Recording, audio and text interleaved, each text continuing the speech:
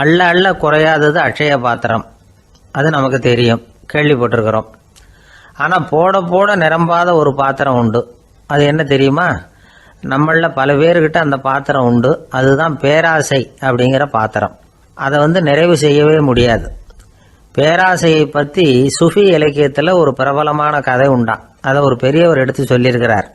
ஒரு மன்னர் நகர்வலம் போயிட்டு இருக்கார். ஒரு பிச்சைக்காரன் மன்னர் எதிரில் வரான். பிச்சை போடுங்கிறான்.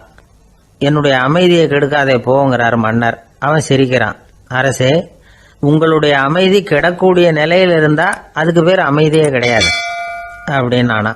எதிரில் நிற்கிறது வெறும் பிச்சைக்காரன் இல்லை, யோகி அப்படிங்கிறத மன்னர் புரிஞ்சுக்கிட்டார்.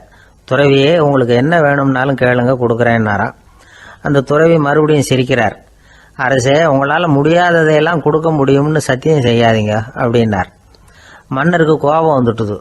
என்ன இவர் இப்படி சொல்கிறாரு அப்படின்னு நினைச்சார். நகர்வலத்தை பாதியிலேயே நிறுத்தினார். வாங்க அரண்மனைக்குன்னார். துறவியை அழைச்சிக்கிட்டு அரண்மனைக்கு வந்துட்டார். துறவி தன்கிட்ட இருந்த பிச்சை பாத்திரத்தை நீட்டினார். இது நிறைய எனக்கு பொற்காசுகள் வேணும் அப்படின்னாராம். அவ்வளவுதானா, இது ஒரு பெரிய காரியமா அப்படின்னு கையை தட்டினாராம் மன்னர். ஒரு பெரிய தாம்பாளம் நிறைய பொற்காசுகள் சேர்ந்தது. அதை அள்ளி போட்டார். போட போட அந்த பிச்சை பாத்திரம்